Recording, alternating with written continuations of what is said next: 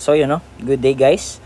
So, today, ang pag-aaralan natin is all about the analysis of structures and particularly the truss analysis muna, which is the method of joint. So, technically, meron kasi tayong tatlo. Okay? The method of joint, for truss, we have method of joints and then method of sections. And then for frames naman, we have method of members. So, dito muna tayo sa truss analysis. Basically, this topic is all about the applications ng lahat ng concept na napag-aralan natin before. Especially the four systems, the concurrent, non-concurrent, and parallel, especially the resultant and the equilibrium. So ang pinakamahalaga dito mainly sa truss analysis natin by method of joints is the resultant and the equilibrium of concurrent force system. So bakit? Pag-uusapan natin mamaya yon. Sasabihin ko sa inyo kung bakit ba yun ang isa sa pinakamahalaga dapat natin tandaan dito. So, and then, unahin muna natin yung concepts and then bago tayo mag-proceed sa sample problems. Okay? So, ngayon, tingnan nyo munang mabuti. These are our learning objectives. Okay? So, kung titingnan nyo, okay, let me change my, Okay. Titingnan nyo mabuti. After the end of this lesson, students should be able to learn the following. Una is the draw and analyze the free body diagram. Okay? Of a truss joint. So ano ba yung truss joint na yun? So mamaya natin i-discuss yun. Mamaya ako sasabihin sa inyo kung ano nga ba yung truss joint na yan na sinasabi. Okay? And then, apply the equations of equilibrium to solve for member of forces. By the way, sa number 1 kasi guys, bakit mahalaga? Okay? Dito, isa sa pinakamahalaga yung pag-analyze and pag-draw ng free body diagram. Bakit? Kasi guys, sa pagre-redraw ng free body diagram, okay, doon natin napapalabas yung mga forces na nag-a-act sa members natin. Okay? So mamaya mai-elaborate ko pa yun. Okay? Basta mahalaga dito is to draw and analyze the free body diagram. Okay? For number 1. So ito yung number 1 natin. Now, for number 2 naman, okay? For number 2, wait lang, i-adjust ko lang yung thickness. Okay? So for number 2 naman, apply the equations of equilibrium to solve the member forces. Okay? So mamaya ulit, so yun nga, mamaya nga i-explain ko sa inyo kung ano ba yung mga tinutukoy natin dito. So at this point, hindi pa natin siya ma-realize, but later on, mas magigets natin siya. Okay? So, apply the equations of equilibrium. Ano ba yun? So, summation forces vertical is equals to 0. Summation forces horizontal is equals to 0. And if possible, summation of moment at any point is equal also to 0. Okay? So, equations of equilibrium kasi yung target natin dito. Okay? Highlight natin. Equations of equilibrium. Okay? And guys, para naman sa next, identify whether truss members are in tension or compression. Okay? Again, i-elaborate ko ulit mamaya, but please take note ano ba yung sinasabi natin dito sa tension end or compression end. Okay? And ito, additional concept lang is identifying zero force members. So, magpe-play ito ng malaking role, okay? Para ma-minimize natin yung mga pagsosolve natin, okay? So dito, isang part, although this is an additional topic lang dito sa may natin, mahalagang bagay ito. Bakit? Kasi may mga instances na malalaman na agad natin yung forces sa member and then hindi natin siya kailangan i-solve. So minimize or mababawasan lahat nung mga mga kailangan natin i-solve. So yun lang basically yun, okay? Now, syempre, bago natin i-elaborate yun, at least nagkaroon muna kayo ng idea ano ba yung mga kailangan natin kunin, patungkulan muna natin tong truss. Okay, so what is truss? Siyempre, wala naman makakapagbasa, di ba? Kahit na sabihin ko, pakibasa nga dito, ganyan. Wala makakapagbasa, so ako nang gabasa. A truss is a structure consisting of linear straight axial members. Okay, linear straight axial members arranged in triangles. Okay, tinan mo, hina-highlight ko yung mga keyword na kailangan nyo tandaan. And connected at pin joints, okay? Axial members are structural elements that carry only tension or compression along their length, okay?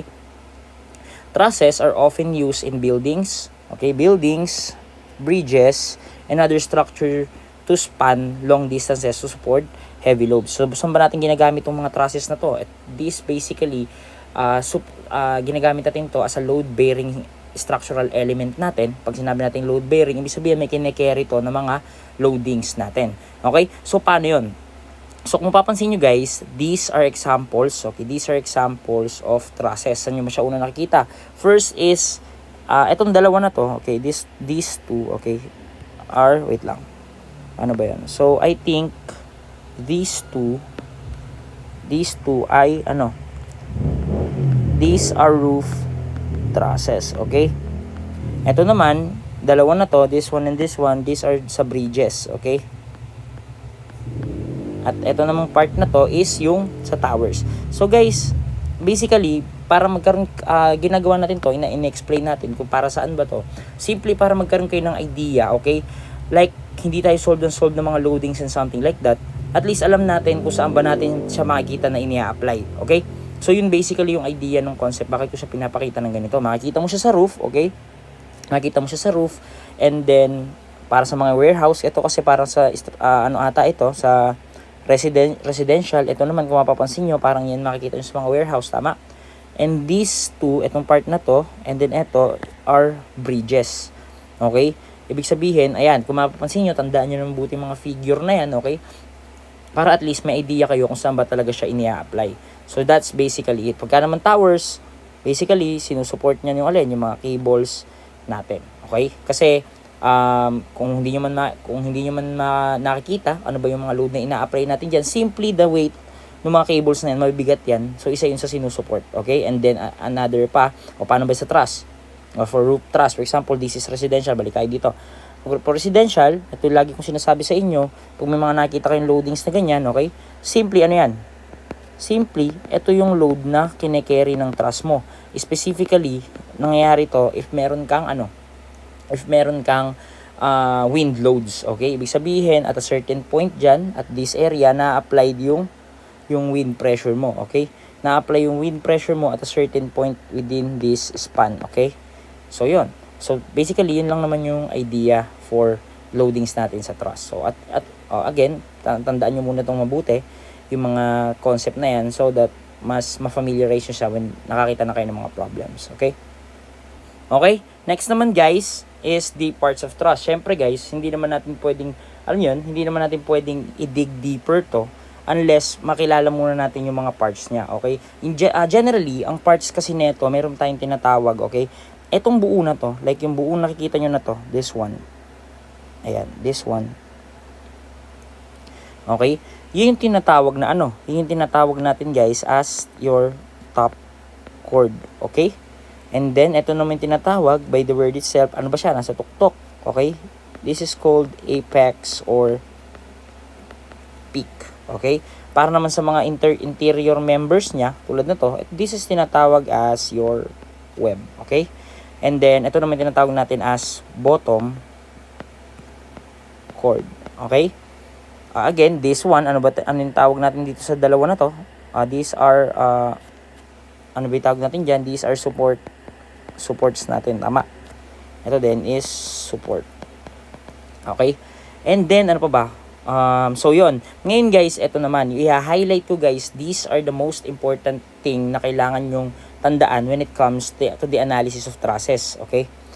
Yung members tsaka joints. So, for yellow, guys, okay, so for members na tinatawag natin, kasi typically, ang mangyayari kasi dyan, okay, ang mangyayari dyan, ang tinatawag natin sige, joint muna. Ang tinatawag natin na joint, guys, is eto. Okay? This one, this point, this point, this point, this point, this point. At this point, meron ka dyang mga pin connections. Okay? Yun yung tinatawag natin ngayon, guys, as joint. Yun yung sinasabi natin kaya method of joints. Mamaya i-elaborate natin ano yung role niya na gagampanan dun sa may solving natin. Meanwhile, yun namang mga nakakabit dun sa joints na yun, for example, ito, wait lang, lakihan ko na para mas obvious siya. For example, this one, this one, this one, this one, okay.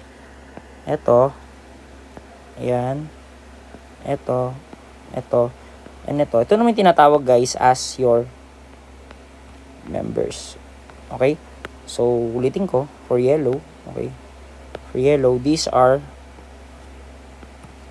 tinatawag as, wait lang, parang pangit ng pagkakagawa ko. Okay. Ito naman tinatawag, guys, as joints. So basically, yan yung kailangan nyo tandaan. Okay, kasi at this especially these two. Okay. Bakit? Kasi ito yung kadalasang makikita nyo sa mga sample problems natin, sa mga problems na hindi siya agad figure na ibinibigay. Okay. And then, yun yung kailangan yung mas ma-realize para in case na hindi man ibigay yung figure agad or hindi man sabihin or at least alam nyo kung ano itinutukoy. Okay? So, yun lang. So ngayon guys, ngayon naman is pag-uusapan natin. Kasi guys, ang analysis of structure, particularly the truss analysis ng method of joints at saka method of sections, particularly guys, these are procedural, okay? So, at least alam nyo kung paano siya sisimulan, okay? So, yun nga, ang binala ko before is ibalik yung way na ang nangyayari sa atin is i-discuss natin siya by steps, okay? Kasi yun ang madalas natin nakikita na problema na alam naman yung concept pero hindi natin alam kung paano sisimulan yung problem, okay? I think yun yung isa sa naging major problem natin before, but yun yung gagamutin natin ngayon. So, kung titingnan nyo mabuti, okay? Ang pinakauna dyan is determine the support reactions. Ano ba yung pinakaunang step na kailangan mong gawin once na makakita ka na ng ganitong type ng ng problem. Imagine that this is your problem, okay? Okay, so yun yung naging sample problem mo. Ngayon guys, ang pinakaunang step natin is to determine the support reactions. So eto, I think medyo batak-batak naman na tayo dito kasi kung isipin nyo, ilan na ba yung nakuha na natin support reactions, 'di ba? Parang ang dami na natin nakuha ng support reactions. Ano ba tinutukoy natin doon? Ang tinutukoy natin din guys is etong part na to. Okay? Those are the support reactions mo. So yan, naka-highlight na. Ibig sabihin, kung uulitin natin yung concept before, pakawala method, okay? If titingnan mo yung left side mo, which is yung support mo at A, ano siya?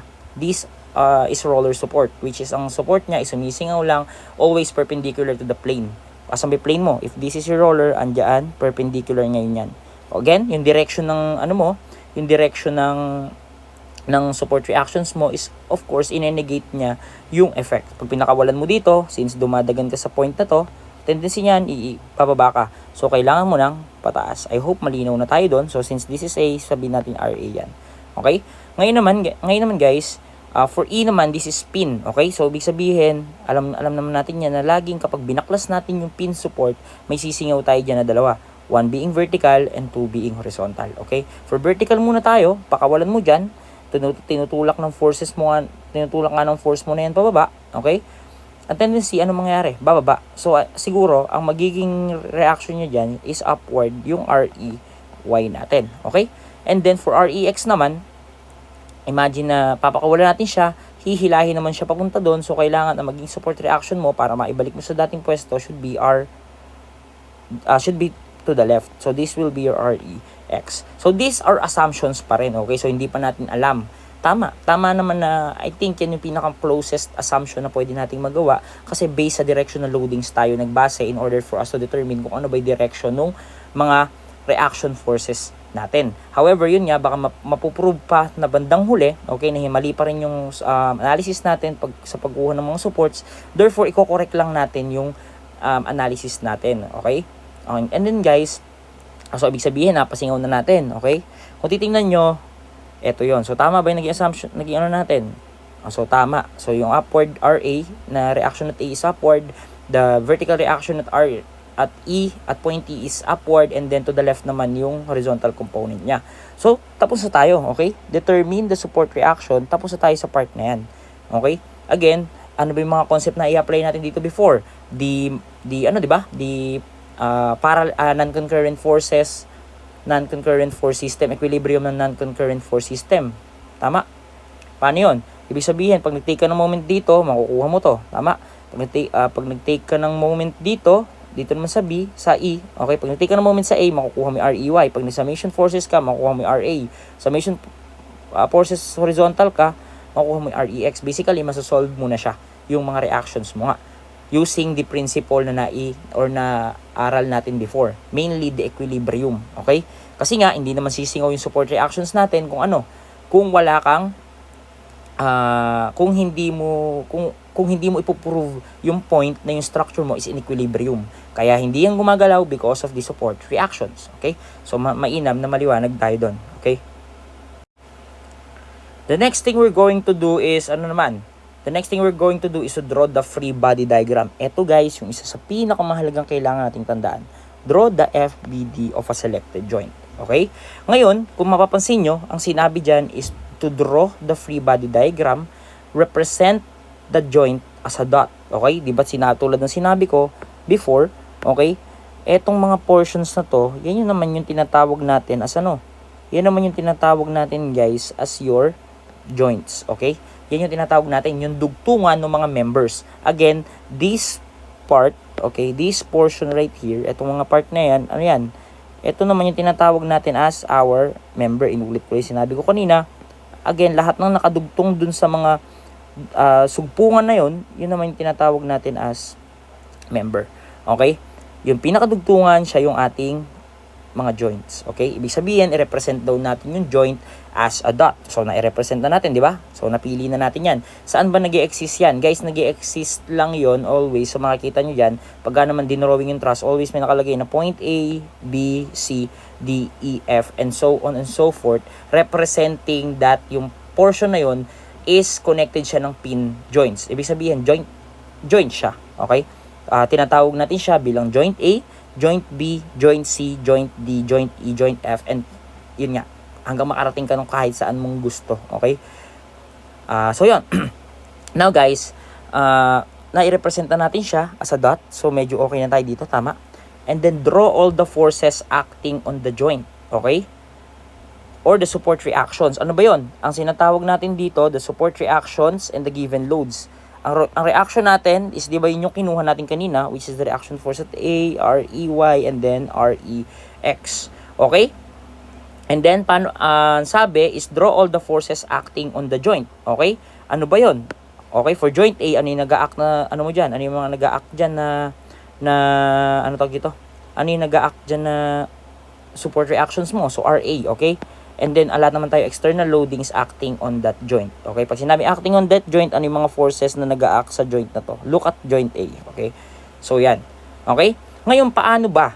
Okay, paano ba natin sinisimulan yung pag-isolate? Siyempre, alam natin na i-isolate natin yan. Okay, bibigyan ko lang kayo ng idea. Okay? Paano ba yung sinasabi na isolate? Pag sinabi natin free body diagram, guys, i-isolate mo yan. For example, this is your joint A, tama? In-isolate mo yung joint A mo, and then ngayon, hindi ba ang kinukuha kasi natin dito, okay, para may idea pala kayo. So, medyo wala pa pala kayong idea kung ano kinukuha natin.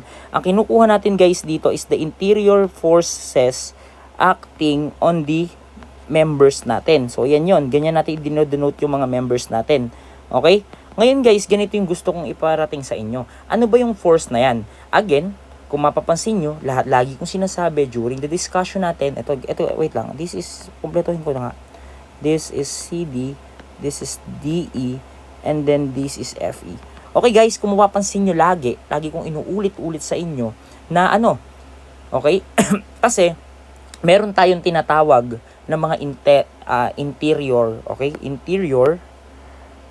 Internal forces, okay? Ngayon, kapag in-applyan mo, for example, look at joint B, okay? Ngayon, pag in-applyan mo to ng force na downward na ganyan, okay? At this joint, magre-react ngayon tong mga member mo. Ayan. Lahat ng member na nakadikit sa kanya is magre-react. Okay?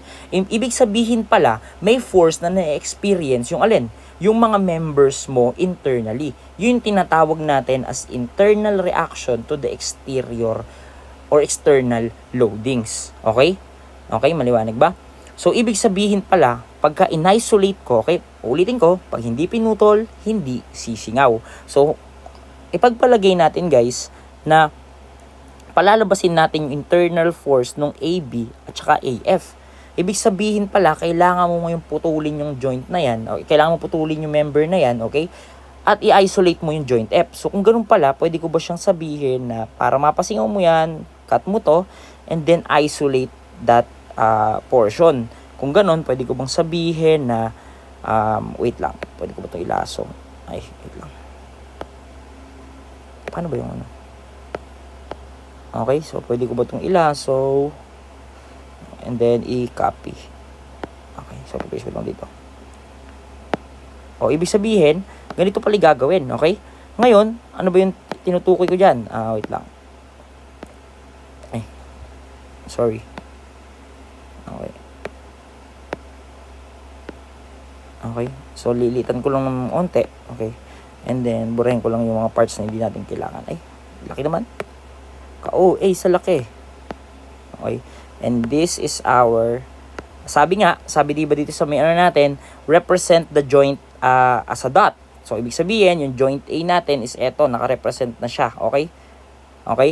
Ngayon guys, ang sabi naman dito is draw all the forces acting on the joint. Ano ba yon? Including nung ano guys, para lang malinaw, including the reaction force. So meron kang RA dyan, meron kang selected joint A natin. Ngayon, kung ganun pala, okay, tapos nahati na natin, ililinawan ko lang, okay, para lang medyo maliwanag sa atin. For example, naikat na nga natin siya, okay, tapos nikaartihan natin, kinakat pa natin, di ba?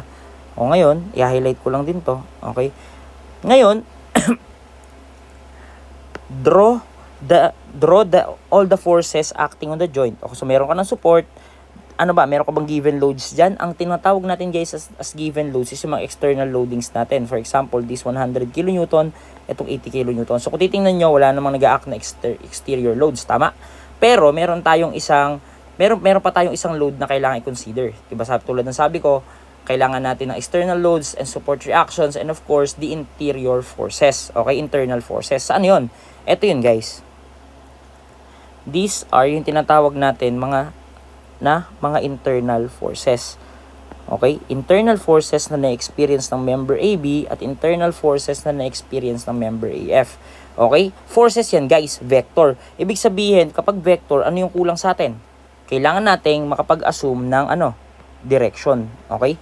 Kasi yung member AB na yan, ulitin ko lang to sum it up para hindi lang mas mabigat yung concept, para ma-simplify. Guys, yung mga members natin is may na-experience na interior or internal forces. So eto nga, yan yung ni-represent ko as itong black lines na to.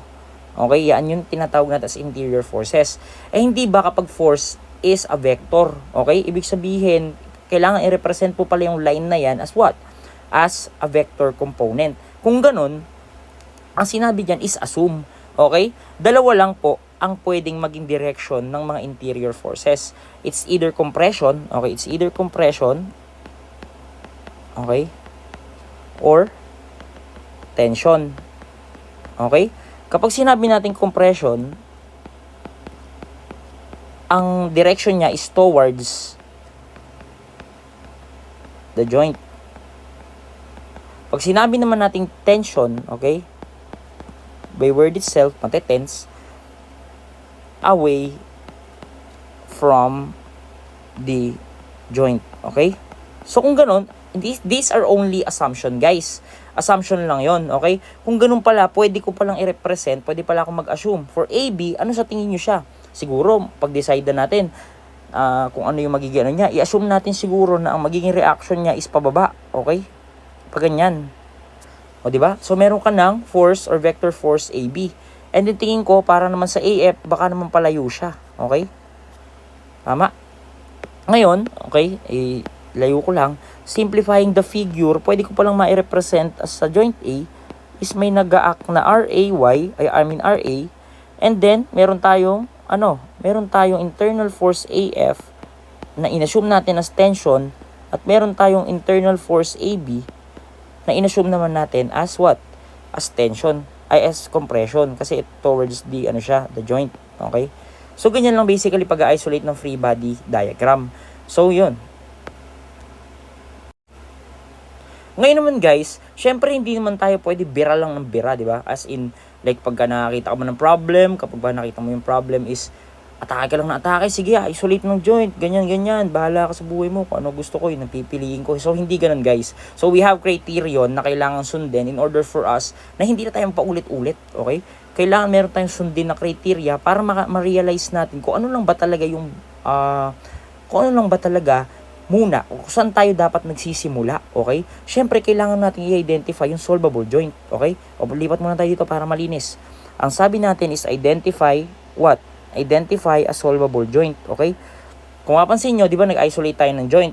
In-isolate ko lang yung joint A, but not necessarily na dun ka mag-uumpisa. So, pwede kang mag-umpisa dyan ng solving mo kahit saan.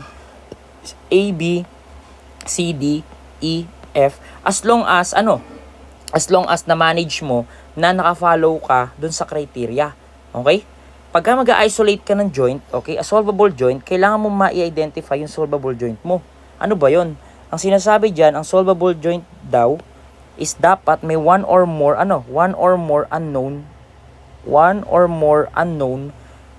one or more known forces. Ibig sabihin, at a joint, kailangan may isa o dalawang known force ka dyan. Either yung reaction mo, either yung meron kang external load na nakalagay dyan, and so on and so forth. And then, ano sabi? No more than 2 unknown forces. Ano mo lang ba guys yung nagiging unknown kasi kadalasan? Kadalasan guys, ang nagiging unknown lang naman sa atin dito is alin? Sige, kung masasagot nyo, sumagot kayo kahit na kayo lang nagsasalita mag-isa ngayon, sumagot kayo. Okay? Ano ba yung tingin nyo na sinasabi dyan na there should be no more than 2 unknown forces? Ano ba yung mga nagiging unknown dyan? Okay? Kung babalikan natin guys, itong portion na to, ang tinatawag natin as unknown is etong AB tsaka AF. Okay? Dahil those are reactions to the external loadings. Okay? Ibig sabihin, ano yung magnitude ng reaction mo na yan after niyang ma-applyan nung forces. Ibig sabihin, hindi mo pa alam tong AB. Yan nga hinahanap natin, yung mga member or yung mga internal forces sa mga members natin. Tama? Therefore, yan yung magiging unknowns natin dyan when we are solving the thrust analysis by the method of joints. So, kung ganun pala, tandaan lang natin itong mabuti. Una, 1 or more known forces and no more than, may ads. Mahirap pa sa daga, ala kasi pambili ng premium. So, no more than 2 unknown forces. Okay? Tingnan natin. Okay? Subukan muna natin i-isolate tong letter B. Okay? Yeah. When we isolate letter B, okay? Ano ba yung joint B? Ang joint B natin, guys, is eto. Okay? Itong portion na to. Ibig sabihin, ika-crop out natin to. Okay? Wait lang. I-exaggerate ko lang yung kulay. Okay? Tapos yung ano niya. Okay? So, i-exaggerate ko lang. Ang joint B na tinatawag natin is eto. Okay? Ang pangit ng kulay. So, medyo bright. Para maarte lang. Ganun. So, this is your joint B. And then, ang tinatawag natin, pag in-isolate natin yan, kailangan natin kunin yung mga, mga members na nakadikit sa kanya. Basically, this one. Okay, ang liit naman. Ayan pa natin, okay. Basically, this one, and then this one. Okay? Ngayon guys, pag in-isolate natin yan, kalalabasan yan, alam ko meron dito. So, ganito yan. Okay? And then, nag-assume na tayo ng force. O sige, mag-assume na tayo. Pag in-isolate natin yan, itong portion na to, ang tendency, ganito yung magiging itsura niyan. Okay? Ganito yung magiging itsura. Kung mapansin nyo, in-assume ko na yung member BC is away, meaning tension. The member AB is also away. And then, the member BF is also away to the joint. Meaning, tension to. Kung titingnan nyo, by analysis, since away sila lahat, so this will be tension, tension, tension, and tension. So kung guys, kung titingnan nyo ba, by analysis, bibigyan kayo ng time to think, okay? By analysis, tingin nyo ba this is a solvable joint, okay? By looking at these points, tingin nyo ba this is a solvable joint? Na-satisfy ba niya yung criteria natin? So basically, hindi. Okay? Kasi guys, ang unknown, hindi. Okay? Ang unknown kasi natin dyan, sabi, 1 or more known forces. Kung titingnan nyo, na-satisfy naman natin yung una. Tama? Meron kang known force, which is 80 kilonewton. Okay? Ngayon, tingnan mo mabuti. We all know that the interior forces are unknown by nature. Kasi nga, ngayon mo pa lang binaklas yan, di ba? Ibig sabihin, hindi mo pa alam yung magnitude na kung ano ba yung nire-react niyan. Ngayon guys, kung dyan mo sisimulan yung solving mo, kaya nagmamadali ka, nakyutan ka kasi maraming nakadikit, therefore hindi mag-work yung equation mo dyan. Okay? Kung titingnan mo mabuti, may piyok pa, kung titingnan mo mabuti, this is your member BC, this is your internal force or internal reaction ng member BF, tsaka ng member AB. Okay? Kung titingnan mo guys, ilan yung magiging unknown mo? 3 yung magiging unknowns mo dyan. Okay? Na-satisfy ba niya to? Although na-satisfy niya tong first condition natin, na-satisfy ba niya to? So therefore, hindi. Tama? Kasi meron kang 3 or more unknowns. At guys, gusto ko lang kayong bigyan ng idea bakit ba ganun. Okay? So by concept, kung titingnan nyo, anong type ng force system to? Yung forces natin is nag-act or nagpa-pass through a single point of concurrency or single point of consideration. This is concurrent. Okay? Ay siya sabi ko sa inyo kanina, kaya mahalaga yung concurrent forces, okay? Or concurrent force system natin. Meaning, ang working equation lang natin, okay, is summation forces vertical is equal to 0. summation forces horizontal is also equals to 0. Okay? Ngayon guys, pagka ba nag-take ka ng moment at point B, meron ka bang makukuha dyan? Okay? Summation moment at point B is equals to 0. Okay? Meron ka bang makukuha dyan? Wala. Therefore, kung titingnan mo, ang makukuha mo lang na your working equation, kasi nga bakit walang moment? Paulit-ulit natin sinasabi, because, yung forces mo is nag-pass through on a single point of concurrency. So, ang magiging working equation mo lang talaga dito is the summation forces vertical is equals to 0, and then the summation forces horizontal equal to 0. Wala tayong makukuhang summation of moment at that point. Therefore, ang rule natin is Ang rule natin is one unknown should have one equation. Two unknowns should have two equations. Three unknowns should have three equations. So, wala kang ibang mapaghuhugutan dito. Okay? Ibig sabihin, ang maximum number lang ng unknown mo should be, ilan? Should be 2 lang. Kasi dalawa lang magiging working equation mo, which is the summation forces vertical is equal to 0, and then summation forces horizontal equal to 0. So, therefore, hindi pa. This is not solvable yet. Hindi naman ibig sabihin, okay, na not solvable yet. Hindi naman kasi guys ibig sabihin na kapag not solvable siya sa una is magiging not solvable na siya habang buhay, iiwan mo na yung problem. Kung mapapansin nyo guys, this part, okay, saan ba? Kung babalikan natin yung trust natin, okay, ayan, look. By looking at that, yung member AB kasi natin is nakakonect din siya saan?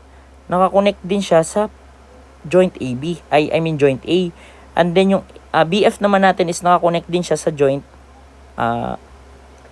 nakakonect naman siya sa joint F. Okay, ibig sabihin, mahahanap mo yan. Okay, mahahanap mo yan doon sa mahahanap mo yan doon sa another joint na nakadikit, kung saan siya nakadikit. So, ibig sabihin, pag transfer of loadings tayo, tulad na naaral natin before, is magiging known na siya. Para mas maliwanag, tingnan muna natin yung paano mag-identify ng solvable joint. Okay, so sa example na tayo magdidiwara. So, alam mo na that this is hindi siya mag-work. How about joint A? Okay, kung titingnan nyo, this is our joint A. Okay, this is our joint A. Yan yung joint A natin.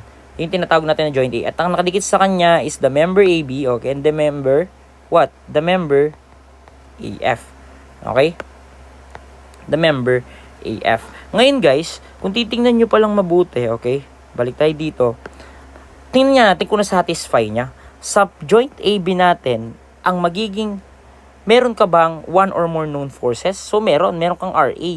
This is known. Di ba yun yung una nating step? Naghanap ng reaction forces. So, ibig sabihin, meron kang one or more known forces. Tama.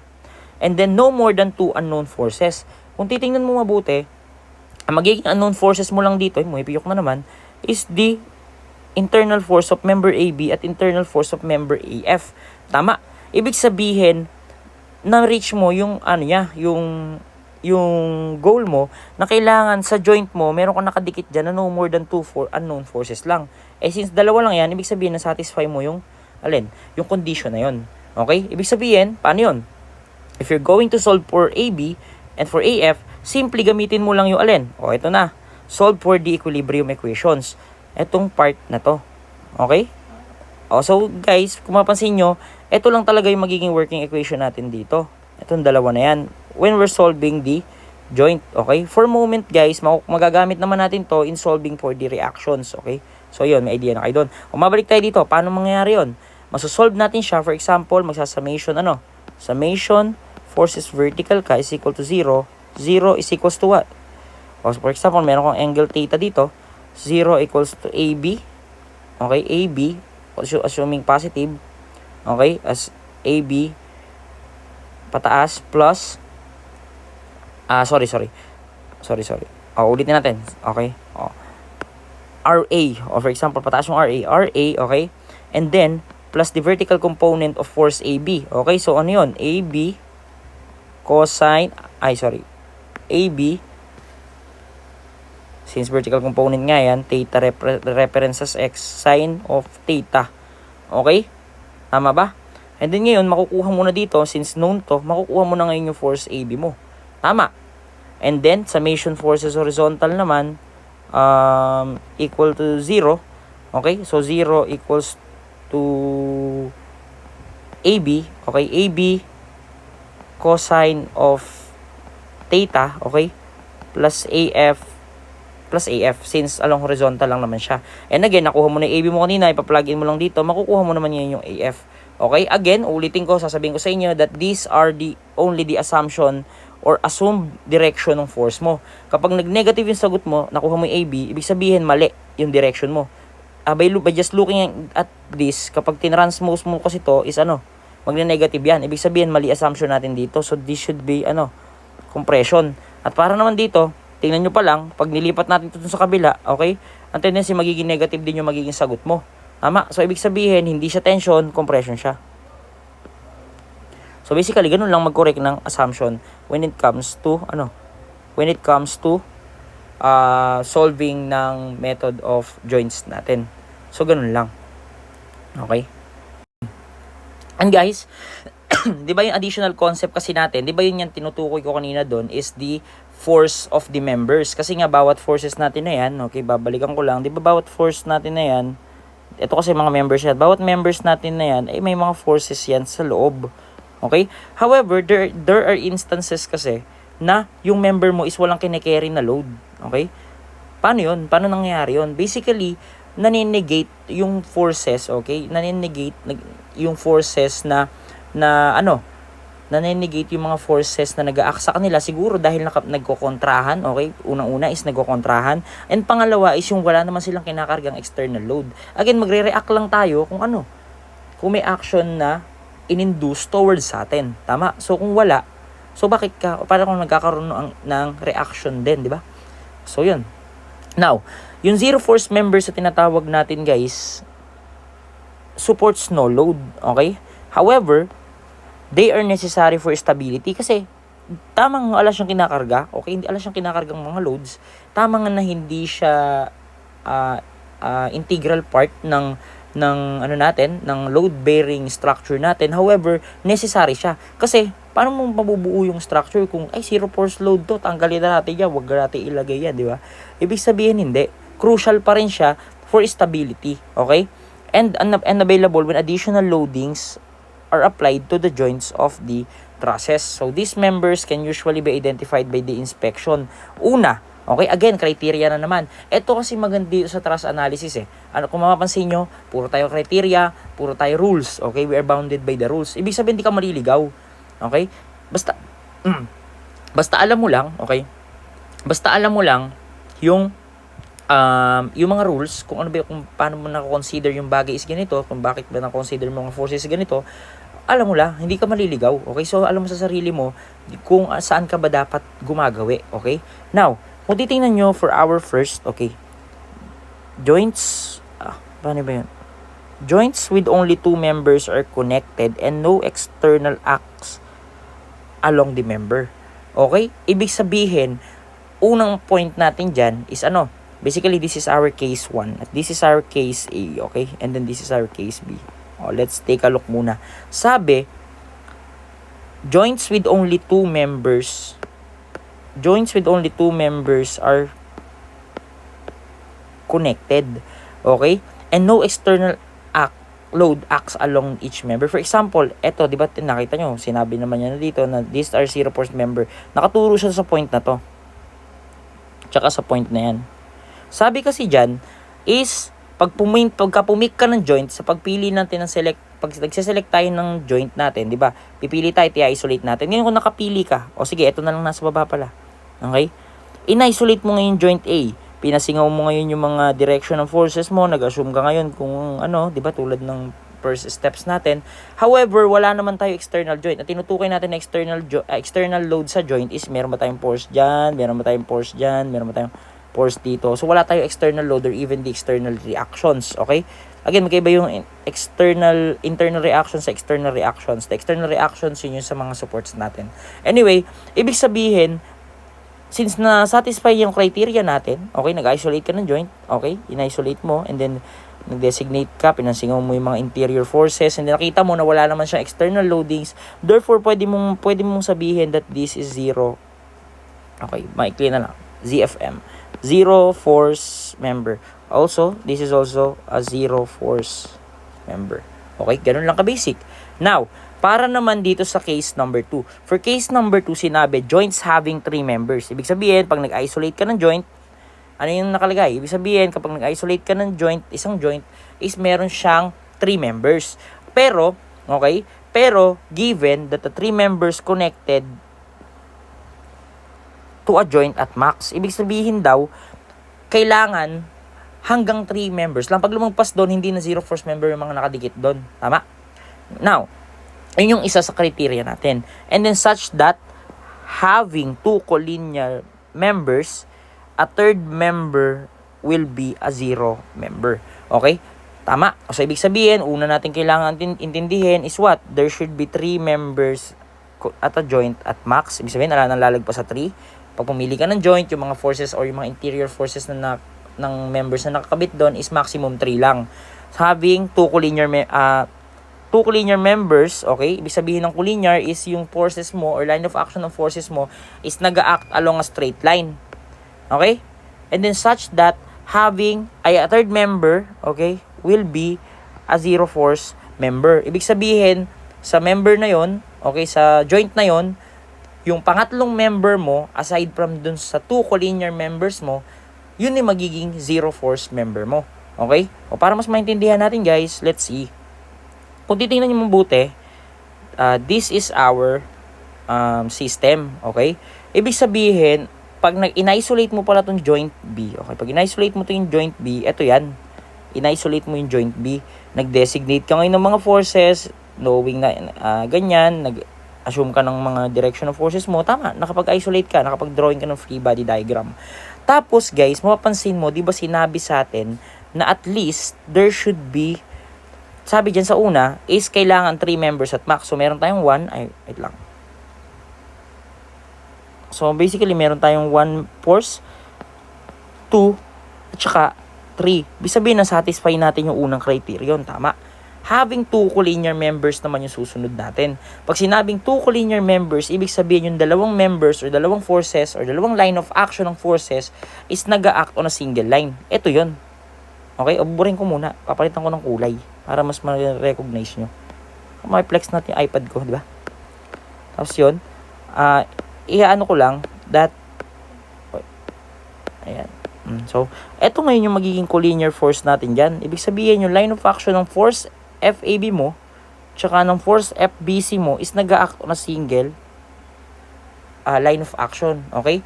So, pagka ganyan daw, yung third member mo, which is eto, yan ngayon will be a zero force member. Ibig sabihin yan guys, may force to, may force to.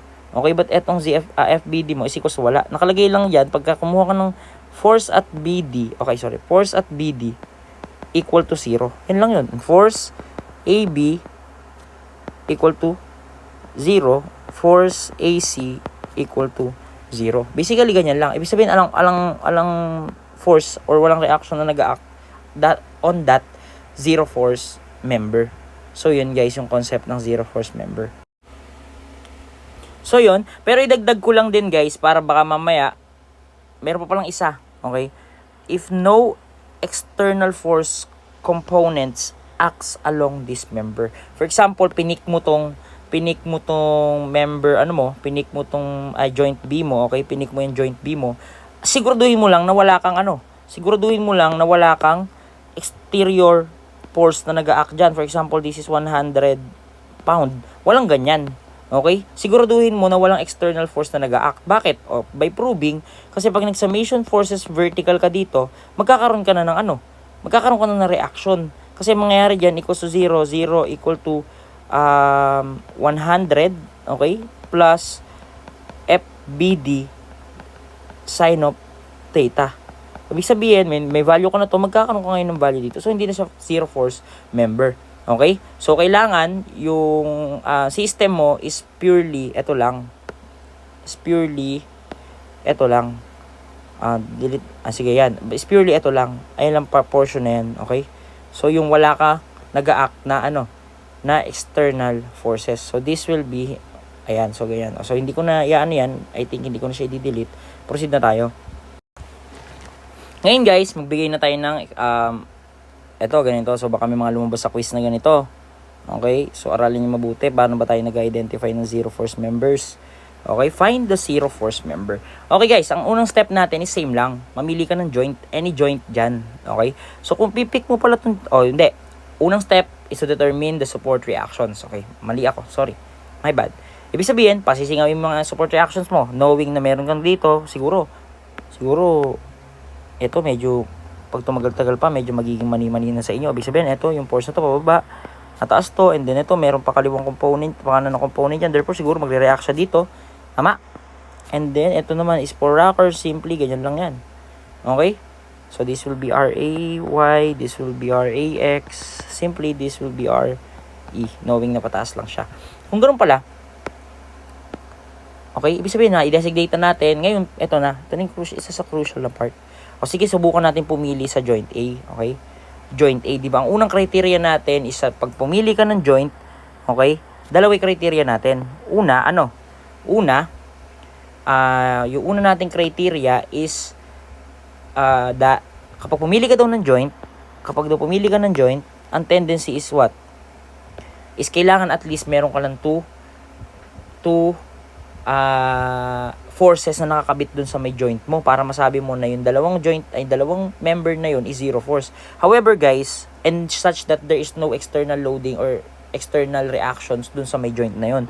Pag pinili mo tong joint A natin, kung papansin mo, meron kang kakabit dyan na meron kang kakabit dyan na BD, okay, itong portion na yan, and then yung BH. However, this is not a zero force member. Okay? Yung BA mo, saka yung BAH mo is hindi siya zero force member. Kasi meron kang external reaction na nag-act dun sa may joint. Okay? So, mainam na maliwanag sa atin yon. Ngayon, guys, para naman dito sa may, ibig sabihin, yung itong AB is, AH is known yan. Pati yung BA natin. Okay? Maliwanag ba? So, ibig sabihin, may mga force ka talaga na nag-a-act dyan sa mga members na yan. Ngayon, subukan natin tong joint B naman. Pag tinake mo yung joint B, mapapansin mo, di ba, na collinear siya. Okay? Okay, kapag pinansin mo yung joint B, alisin ko na yung i-delete ko na to muna para lang malinis yung natin. Basta alam mo na hindi effect yung ibig sabihin, ganyan, alay joint. Ngayon, pag sinelect mo naman tong joint B, ayan, nakakita ka, natuwa ka ngayon dahil meron kang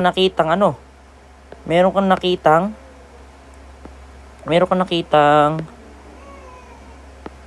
collinear forces. Tama, this is collinear. So, sasabihin mo na yung third member mo is what? Na yung third member mo is zero force na. Tama ba yun? Actually, hindi. Bakit? Kasi guys, kailangan masunod mo yung condition that there should be no external, okay? That there should be no external forces, okay? Acting on the joint of consideration. So, ibig sabihin, hindi mo pwedeng sabihin that this is zero force member. Kasi meron kang external reaction. So, hindi yan, okay? Maliwanag ba tayo? O, kaya tapos na tayo for joint B. Alisin na ulit natin. Ay, ganun lang. Burahin na natin. Para lang malinis. Okay? And now guys, subukan naman natin sa joint C. Dito guys sa joint C, kung mapapansin mo, ilan? Okay? Dami, no? Dami nakakonect sa kanya. Okay? Dami nakakonect sa kanya. Kung mapapansin mo, meron kang member dyan, may member ka dito, meron kang member dito, meron kang member dito, meron kang member dito. Ang consideration natin, there should be maximum of 3 forces only sa nakakabit sa joint. Pag binili mo yung joint C, meron kang 1, 2, 3, 4, 5, 2, 4, 5 forces. Therefore, hindi mo siya makakonsider. Yung mga members mo na to, ayan, is hindi mo makakonsider as your zero force member. Okay? Maliwanag po ba? Okay? So, nagkakaintindihan. Ngayon, subukan naman natin bumaba dito sa may subukan natin bumaba dito sa may bottom chord. Okay? Subukan natin bumaba dito sa bottom chord. Ngayon, kung mapapansin nyo, okay? Kung mapapansin nyo, pag nag-take din tayo sa joint H, okay? Sabi mo, sir, ang galing. Dahil ala naman siya external force, baka zero force member yan. Tsaka sir, may collinear siya, However, meron kang nakakonect na meron ka pang member dyan, meron ka member dito. And again, strictly, there should only be maximum of 3 members attached to the certain joint. So, pag tinik mo yung joint H, mali pa rin yan kasi 4 yung nakadikit. Okay? And then, let's see. Okay? Subukan naman natin guys, itong joint G. Ito mukhang meron na tayong hope dito, di ba? Kung titingnan nyo mabuti, okay? Kapag in-isolate mo yung joint G, lalabas itong members na yan. Tama? Ibig sabihin, na-satisfy ba niya yung unang condition natin? That there should only be 3 known members or 3 known forces na naka-attach dun sa member mo. Ibig sabihin, 1, 2, 3. Okay, na-satisfy niya. Ngayon, na-satisfy din ba niya that there should be no external loading? Kung papansin mo, wala ka namang loading na pag ganyan, di ba? Wala ka namang loading na pag ganito. Tama. So, ibig sabihin, there is no external loading acting on the joint. At isa pa, yung pinakahuli natin, okay, so wala ka external loading, pasok pa rin. Isa pa, is yung about sa collinear.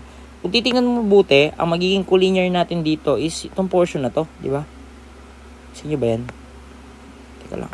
Palit natin kulay. Getting dark. Ito ngayon yung magiging collinear natin dyan. Collinear members natin. Tama. Hindi ba, pag sinabi na ganyan, there should only be maximum of 3 members, and then kailangan is walang external loadings acting on a joint, and then kailangan there should be 2 members collinear. Yung third member niya, this will be so pwede mo na itong i-consider as your zero force member. So ganoon lang ka-basic, okay? So burahin na ulit natin, maliwanag ba? Alam ko nagkakaintindihan naman tayo. So pwede nyo namang i-rewind para maintindihan yung mga pinagsasabi ko, okay? Ngayon, yung member F natin, kung mapapansin nyo, this is just the same for joint H. So, 4 siya. So, hindi mo siya may consider as your zero force member. Okay? Nagkakaintindihan? Pero guys, meron akong sasabihin sa inyo. Okay? Meron akong sasabihin sa inyo. Wag muna kayong mag-decide. Okay? Wag muna kayong mag-decide. Kasi, although alam mo, okay, for example, alam mo, na 4 yung nakadikit sa kanya, okay? Tingnan mo pa, ano yung mangyayari kapag kumabila ka pa sa ibang joint, okay? Tandaan nyo itong joint F, this is very crucial, okay? This is very crucial for joint ating okay? Ang hindi lang naman sasapat sa atin, guys, is what? Is 4 yung mga member na member na nakadikit sa kanya. Pero wala siyang external loadings. Kung mapapansin nyo, meron pa siyang collinear member na nakaganyan. And then, ito lang talaga yung naging hindrance sa atin. Okay? However, kung titingnan nyo, wag muna kayo magde-decide na hindi zero force member tong mga members natin or any member, yung member natin na yan. Okay? So, lipat muna tayo ng joint. Tandaan nyo muna yung joint F. Okay? Tandaan nyo muna yung joint F na yan. Pag lumipat ba tayo ng joint A, joint E, okay? Eto, meron to external loadings, guys. Tama? Ibig sabihin, there should be a chance na meron mga loadings to. So, this will not be, hindi yan magiging zero force member. Ang natitira na lang natin na joint, guys, is this one. Okay? So, hindi na E, okay? Ito na lang. Ito is magpe-play din ng crucial part. Saan? Doon sa, sabi ko sa inyo kanina, tandaan nyo, joint F. Knowing na meron kang collinear member, at yung member mo na to is this is your third member, okay? Ibig sabihin pala, there is no external loadings acting on a joint D. Meron ko ba nakitang nakaganyan? Di ba wala naman? O at least nilagay ko. Pero wala. Originally wala. Okay? So, ganyan.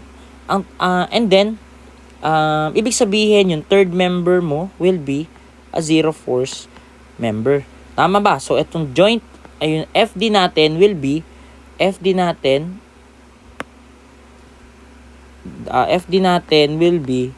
0. Tama ba? Ngayon guys, kung 0 pala yan, ibig sabihin, so buburahin ko na yan, ibig sabihin yung FD natin is equal to 0. Ibig sabihin kung 0 pala yan, if we're going to take back this one, okay? Ibig sabihin, ang parang nag-a-act na lang natin dyan is this one, and then also, this one. Tama ba? Kasi knowing na yung proportion na to is a zero force member. Tama? Knowing na wala kang mga reaction, external forces acting on your joint F, meron kang collinear member, ibig sabihin, pwede mo rin sabihin that this is also a zero force member. Ibig sabihin, yung joint FC mo is also equal to 0. So, ganun lang mag-identify ng zero force member. Okay? Nagkakaintindihan? So, yan. Okay? So, ayun. And then, I think it's time for an example. Okay? Siyempre, paano ba nating malalaman or ma-identify yung mga dapat nating gawin, guys, kung hindi tayo mag-example. Okay? So, let me transfer this muna dun sa ibang note natin. Okay? Okay, guys. So, yun, nailipat ko na. And then, let's try to solve. Okay? So, nilagay ko din dito, guys, yung steps natin or yung procedure natin dito sa left corner natin. Okay? Pero, guys, let me just maglalagay tayo ng rule number. So, zeroth rule. Okay, zeroth rule. By the word itself, find the zero force members. Okay. Ibig sabihin, yan ang pinakaunang goal natin, to find the zero force members. Yan yung zeroth rule natin, or the zeroth procedure. Okay, the zeroth step. Dahil ko alam. Anyway, so yun, unahin natin, find the zero force member. So kung titingnan nyo mabuti, if we're going to analyze this one, okay, masyadong makapal. Paano ba? Paano ba yan? Ay, hindi yan. Ito pala. So, okay. Kung mapansin nyo, guys, di ba, magkakaroon tayo ng reaction dito. Sige, i-designate na nga muna natin. For reaction at A, pakawalan mo si A, ang tendency, aangat yung alin? Aangat yung, mo dyan, guys? Aangat yung structure mo dyan. Sa pupunta, pag hinilang mo yung pakanan, okay? Pag hinilang mo yung pakanan,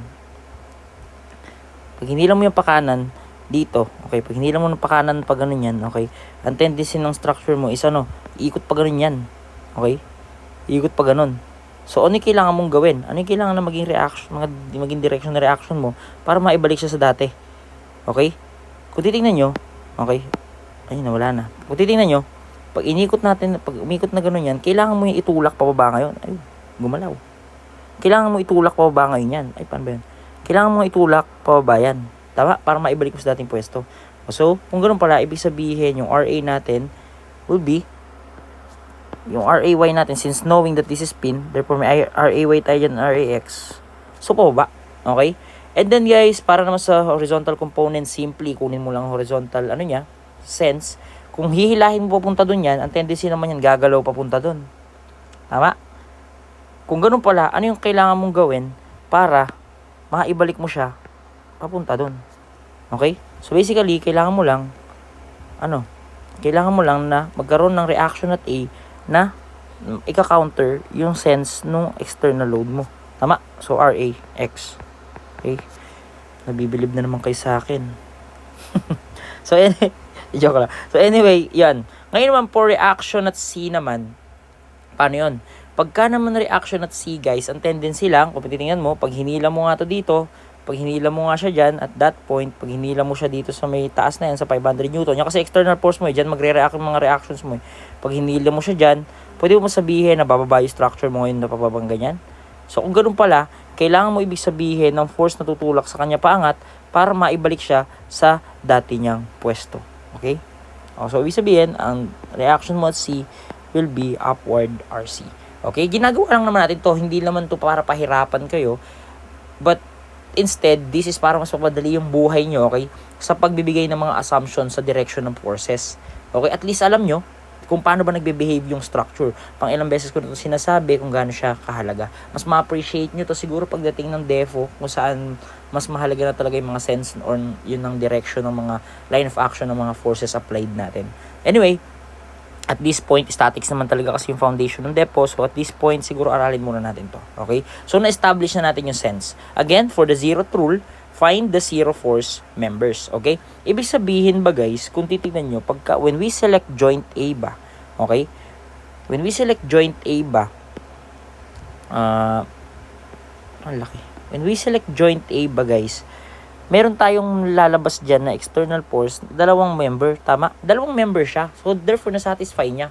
There should be two members acting on a joint. However, meron ka external forces. So, ibig sabihin, ibig sabihin, yung BA muna to, this is our member, okay, guys, para lang malinaw, this will our member forced BA, okay, maging FBA natin, this will be our FBC, and this is our FAC, okay. Ibig sabihin lang, tama nga na meron kang force vector dyan ng BA, FAC na dalawa lang sila at this joint. However, may mga external reactions ka, which is the RAY and the RAX. Therefore, this FBA, okay, and FAC is not a zero force member, okay? So, wala na, neglected na agad siya for the criteria. So, alisin na natin. Okay? So, paano naman? Okay? So, paano naman, guys, if we're going to take the member or the joint C? Okay? For joint C, guys, tama rin na meron kang dalawang member. However, meron kang external reaction. So, ibig sabihin, yung member BC mo, ito, at yung member BA mo is not a zero force member. Okay? Kasi, tama na meron kang dalawang joint dyan. However, may external reactions ka. So, hindi pa rin siya mag-work. Okay? Ibig sabihin, may mga forces na nag-act dyan. At for last but not the least is ito member BC. Okay? Same lang siya sa B. Okay? Tamang dalawa siya. However, meron ka pa rin external reaction naman dito, which is the RC. Therefore, kung pag kinunclude natin yung member AB, okay, therefore kapag kinunclude natin yung member AB, yung member BC, at saka yung member AC, guys, are not zero force member. Ibig sabihin, may makukuha tayong values dyan. Okay, so yun yung hahanapin natin ngayon. Okay, ngayon guys, first step to draw the free body diagram of the selected joint. Babasahin ko na lang ulit. To draw the free body diagram, represent the joint as a dot. So, pwede ko bang i-redraw muna to? Okay, as a dot. Ang joint natin dyan, this will represent joint A, okay? This will represent joint B, and also this will represent joint C naman, okay? So, represent the joint as a dot. Draw all the forces acting on the joint and the support reactions and the given loads. O, mamaya natin gawin yan pag nag-isolate na tayo, okay? And then, assume the direction of the unknown forces. Yun ang sinasabi, basta kailangan kapag nakapili ka na ng select solvable joint mo, yun na yung gagawin mo, okay? Ngayon, paano ba tayo mag-identify ulit ng solvable joint? A solvable joint must have what?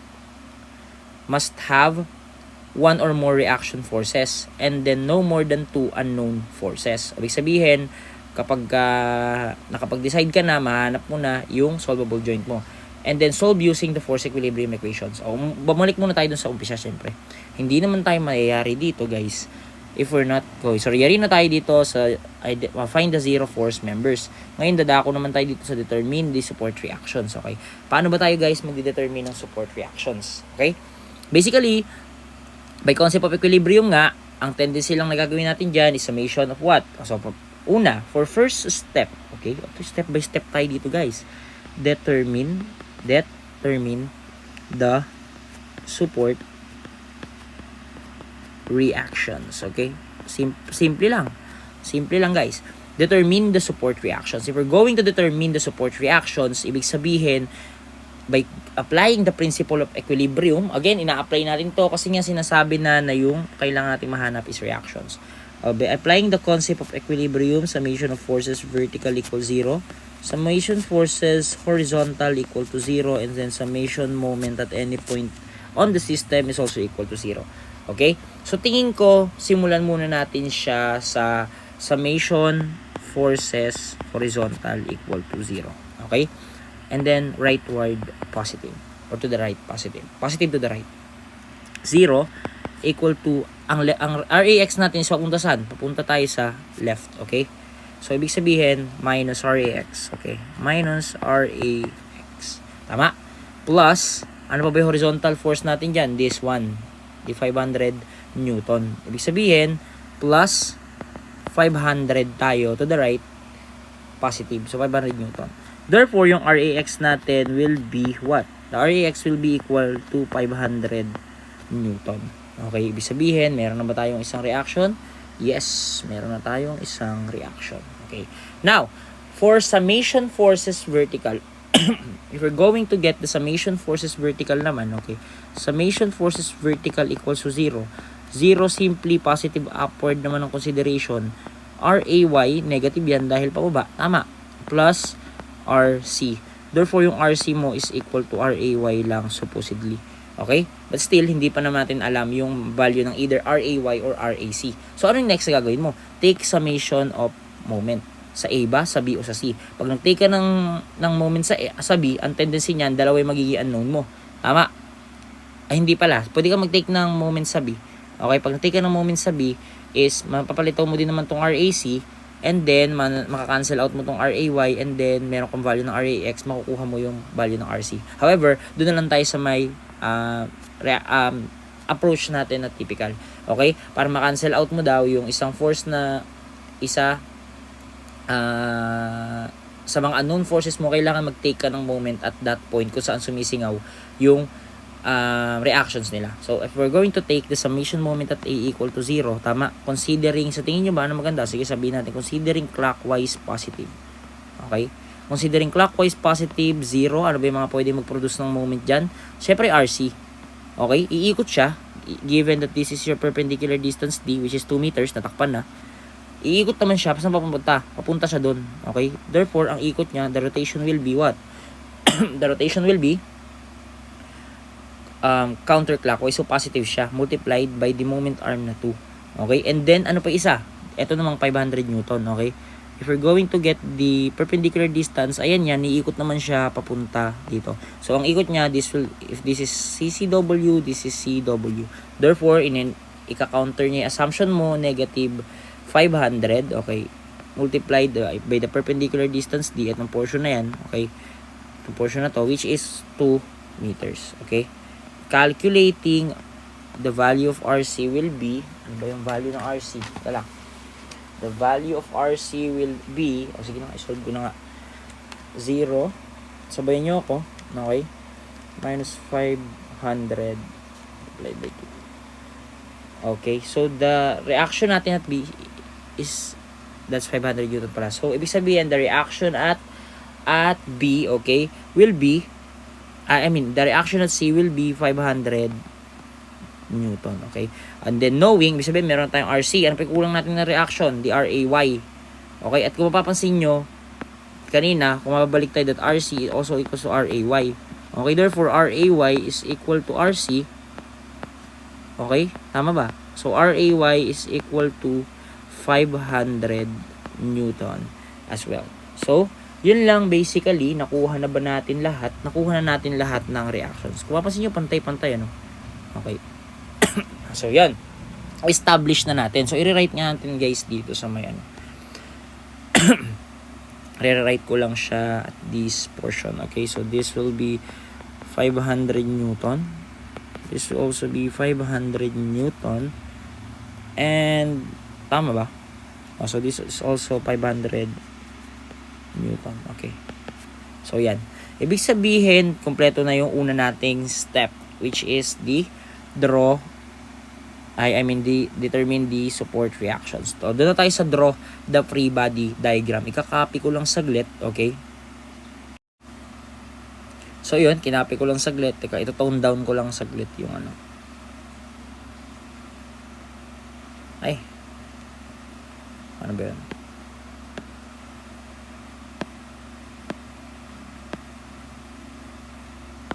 Size lang natin.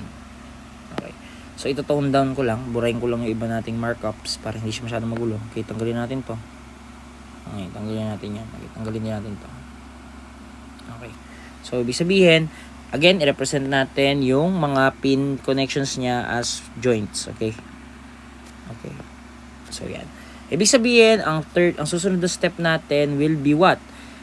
Draw the free body diagram. But again, ang pinaka kailangan muna natin is i-identify kung alin ba dito yung solvable joint. Actually, sa tingin ko, kung titingnan niyo mabuti, lahat yan kahit saan tayo magsimula is a solvable joint. Tama? If we're going to get the joint A, okay, makukuha natin yung BA niya. Yung BA, okay? Yung ano pa? AC. If we're going to isolate, sige, isolate na natin isa-isa. If we're going to isolate, guys, yung joint, ano muna tayo? If we're going to isolate joint A, okay? Going to isolate joint A, ang tendency niyan is, ito yung joint A mo. Ito ngayon yung magiging RAY mo, which is 500 Newton. Meron kang RAX doon, papunta doon. This is equal also to 500 Newton. Tama. And then, meron kang lilitaw dyan na mga interior force, which is the AC and then the BA or AB. Okay, so BA na lang siguro. Okay? At kung papansin nyo, ang criteria natin, guys, is there should sabi is one or more known forces. Ibig sabihin, meron kang known forces mo na dalawa, the RAX and then the RAY. And there should be no more than 2 unknown forces. Ibig sabihin, ilan ba yung unknown forces mo dyan? The BA and then the AC. Therefore, this is solvable joint. Okay? Okay, pinapakita ko lang isa-isa para ma-realize nyo. For joint B naman, let's see kung solvable ba siya. Okay? Isolating joint B, di ba? Ito yung B natin, joint B. Ngayon, maglilitaw ngayon sa'yo dyan is this is your internal force BA pa rin. Okay? BA, tama. And then, meron kang force BC. This is force BC. Okay? And then, ano pa? And then, guys, meron ka ngayon ditong exterior loading mo. This is your joint B. Okay? May exterior loading ka na 500 Newton. Again, unang criteria is there should be at least one known force. Ito known to. And then ano pa? And then kailangan hindi lalagpas sa dalawa yung unknown mo. Ang unknown mo lang diyan is the BA and the BC. Therefore, ano yan? So mapapansin nyo, this is also what? This is also a solvable joint. Okay? This is also ina-note ko lang that yung joint B natin is also a solvable joint. Meaning, kahit saan ka mag-start, between joint A and joint B, so, pwede mo masabi na solvable sila parehas. And then, for joint C naman, last but not the least for this explanation lang, okay? Ito guys is hindi naman siya required na kunin mo muna isa-isa if what are the solvable joints. However, pinapakita ko lang sa inyo yung mga tendency, paano ka magde-decide kung saan kang joint magsisimula. Okay? So, if we're going to take the joint C naman, ang lilitaw naman sa atin dito, you have your reaction, which is the RC equal to 500 Newton. Sisingaw ngayon, pag pinutol mo, sisingaw ngayon dyan, yung alin? Your BC, okay? Your BC and then your AC, okay?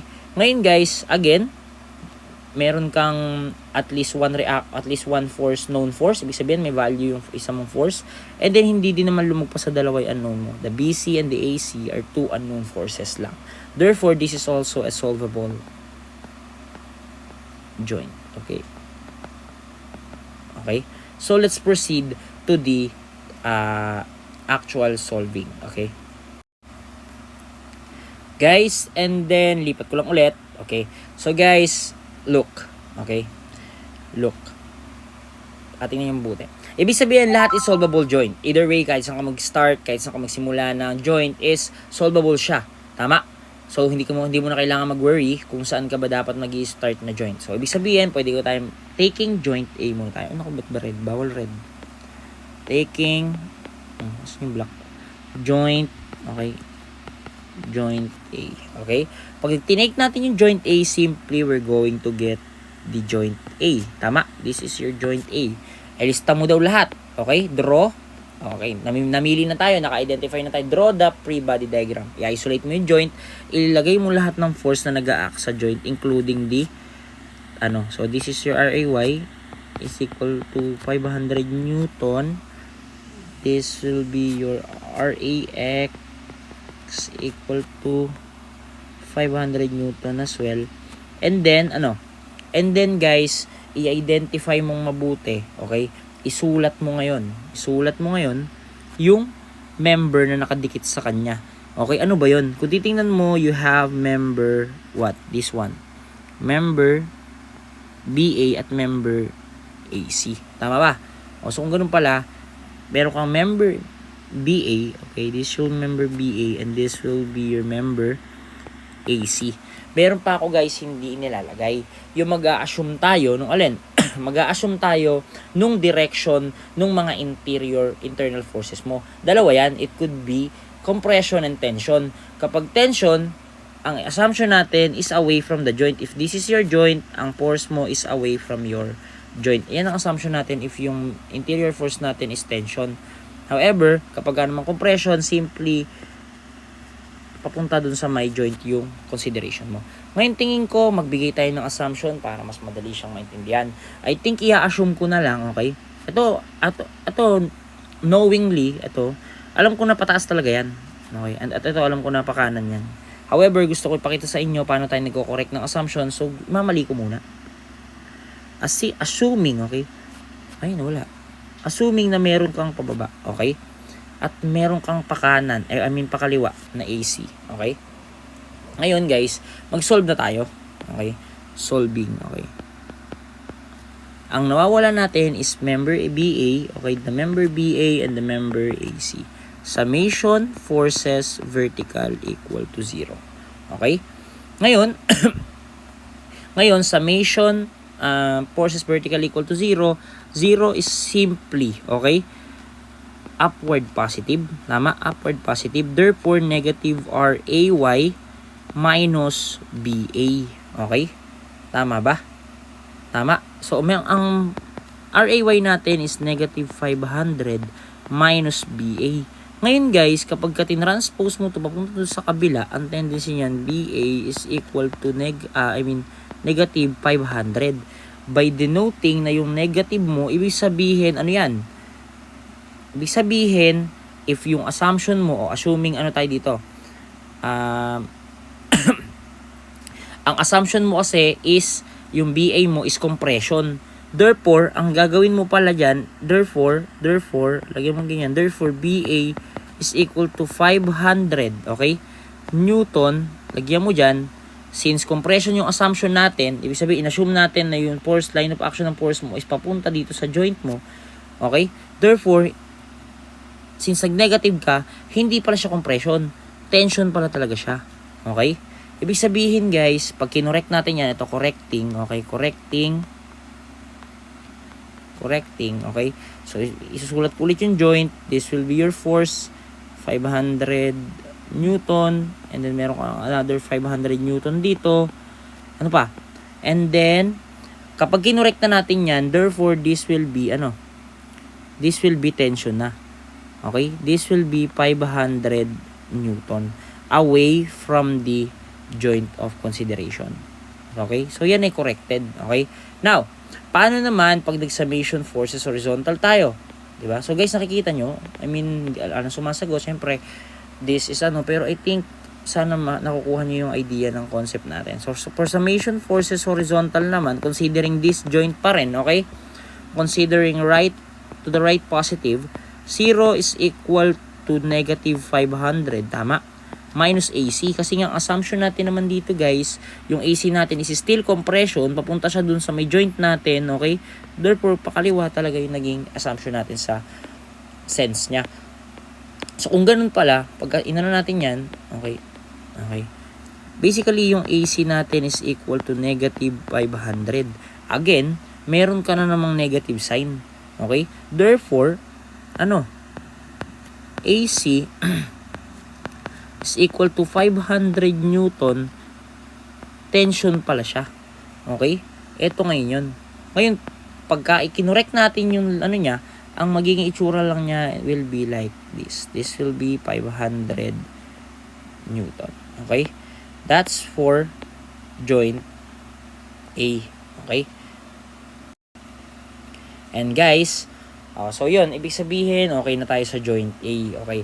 Now, saan nyo gustong isolate tayo ng joint? Naku, sa tingin ko, naririnig ko kayo, yung mga maiingay na boses, lalo nila Blessy, ng M2, nila, naririnig ko kayo, parang gusto nyo magsimula sa joint B. O, sige, i-isolate natin yun, guys, yung joint B. So, isolating joint B, yan, tingnan, naririnig ko talaga yung boses, lalo nila Bini Aya, ayan, naririnig ko yung mga boses niyan. Okay, so yun. Ibig sabihin, pag nag-isolate tayo ng joint B, we're going to get this one. Okay, this will be your joint B. Okay. If yan yung joint B natin, ang susunod na step natin is to place lahat ng external forces or reactions if meron man dun sa joint na yun. And again, kung titingnan nyo, ang force, ang member natin na nakakonekta dyan is what? The BA pa rin. And then, the BC. Okay, this is BC. Okay. At guys, alam mo yung known na to. Okay. Okay, di ba mapapansin mo kanina that the BA natin is eto na yun. Siya na yun guys. Nahanap mo na siya. So, hindi mo na siya hahanapin ulit. Okay? Okay. Siya na yun. Ito din. Same with this one. Yung AC mo, siya na yun. Okay? So, dito sa joint na to, ang nawawala na lang talaga natin is simply the member, is simply the member BC. Okay? O, lilinawin ko lang ulit. Para lang this is your joint B. Okay. Ngayon guys, ganito. Sir, pag po inilipat na, ibig sabihin yung joint B po natin, okay? Ibig sabihin joint B po natin, since away siya, okay, if we're going to see this, okay, since away siya from point, di ba yung BA natin, naalala nyo, ito, the BA natin, kinorek natin siya, na away pala siya from the joint natin, tama? Ibig sabihin pala, sir, pagka tinake natin dito, ibig sabihin away from dito yan, okay?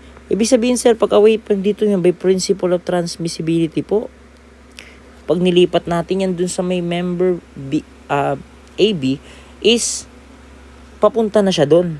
So, guys, hindi. Okay?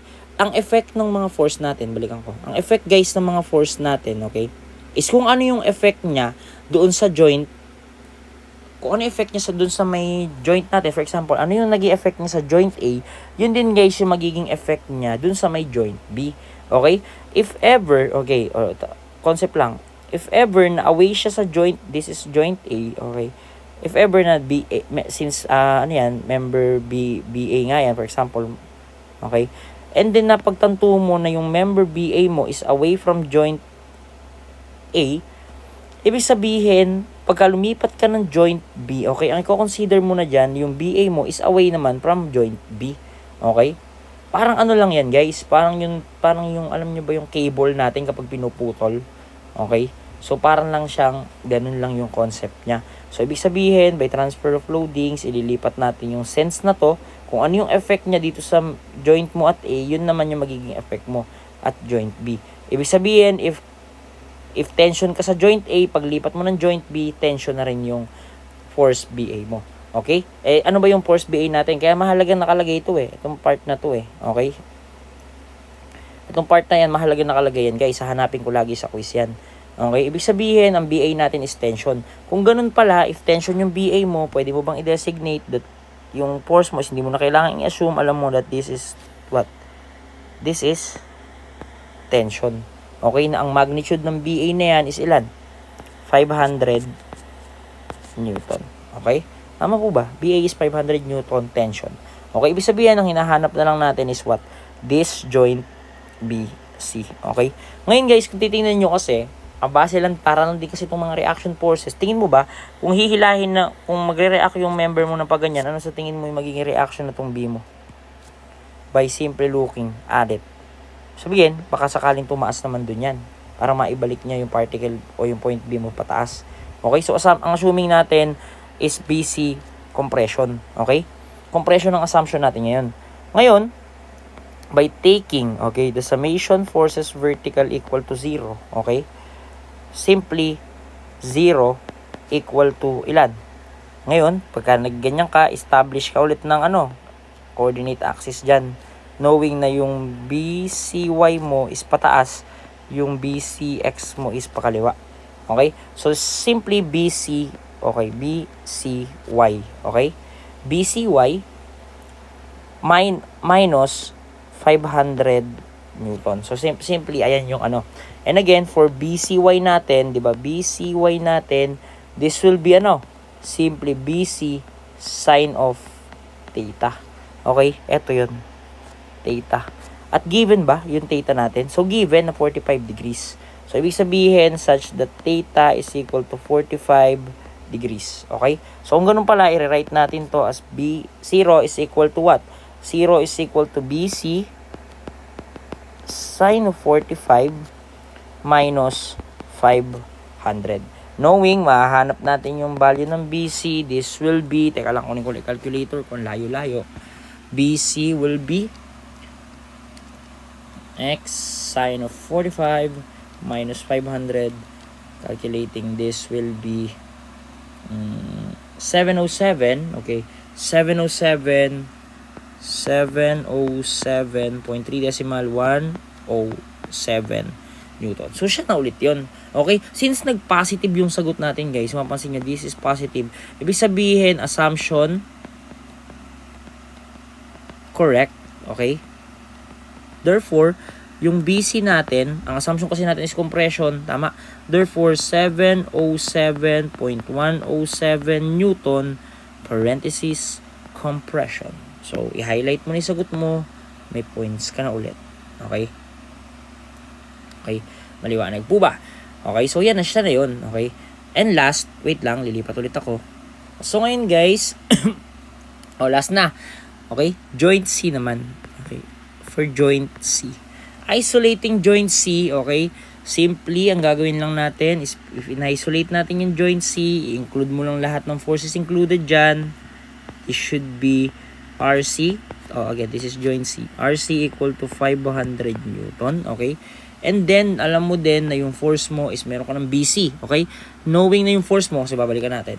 Knowing na yung force, so this is BC, okay? Etong part na to yun, okay? This is member BC, okay? This is member BC, okay? May force ka na dyan, may value ka na dyan. Ang nawawala naman sa atin ngayon is the member what? The member AC, okay? AC, okay?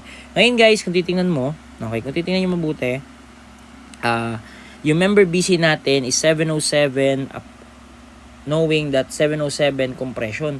Ibig sabihin, knows mo na agad siya, alam mo na agad siya that yung member BC mo is 707 compression towards siya sa joint, okay?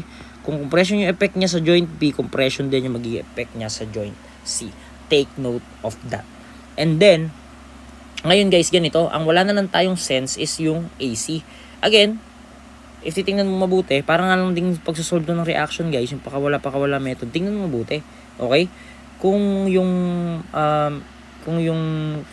vector components mo is makakapag-produce ng pakana na force, ibig sabihin sa tingin mo yung magiging reaction ng member AC mo.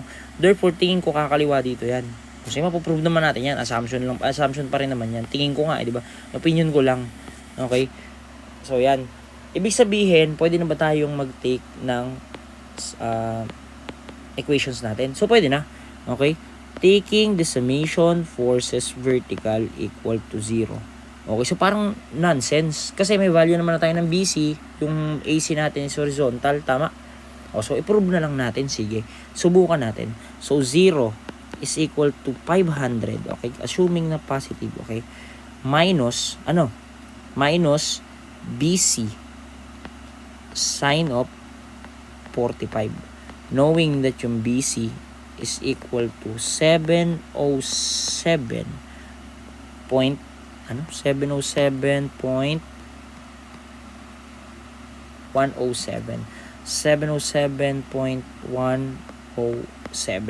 So I think 0. Puprove lang natin Okay, by principle of equilibrium, kung tama ba, 707.107, okay, sine of 45, okay. So, tingnan lang natin, parehas may value, tingnan natin kung 0 equals 0 nga ba talaga siya. So, 500 minus 707.107 sine of 45, therefore, So, this will be negative something times raised to negative 4. So, 0 technically is equal to 0. Sobrang liit ng value. Kasi nag-ano lang tayo kasi dito. Nag-sum raised to nag-round up lang tayo. Kaya nagkaroon ng value yan. But technically, 0 equals to 0. Na-prove mo na in equilibrium talaga siya. Okay? So, taking the summation forces vertical equal to 0. 0 is equal to BC. Okay? BCX minus AC, considering na pakanan. Okay, ang BCX natin guys is this one, the BCX. This will be your BCY. Okay, and then para doon, so 0 technically is equal to BC cosine of 45, okay, minus AC. Knowing na yung BC mo nga is equal to, ito lang din yun, 707.107 Newton. So, kung ganun pala, therefore this is 0. Yung BC natin is 707.107 cosine of 45 minus AC. Okay? So, masasolve na natin yan that AC, okay, assumption natin yan guys, tension ha. So, AC, 707.107 cosine of 45 minus X. So, shift solve, we'll get 500. Okay? So, 500. Again, nag-positive. Ang assumption natin dito guys is tension kasi away from the joint siya. Ibig sabihin, 500 Newton tension. So, pag i-highlight natin yan, yan na guys yung makukuha natin na sagot. Okay. So, that's it. Siguro yung para sa mga mas malalalim na examples is during enhancement program na lang natin. So, okay? So, mas ma-elaborate pa natin doon. Panoorin nyo yung mabuti yung video and then take notes kung ano ba yung mga gusto nyo pang itanong sa akin during the discussion. And I will answer it during the face-to-face discussions na lang. Okay? So, maliwanag ba? Please include this sa lectures nyo. Okay? Thank you and good day.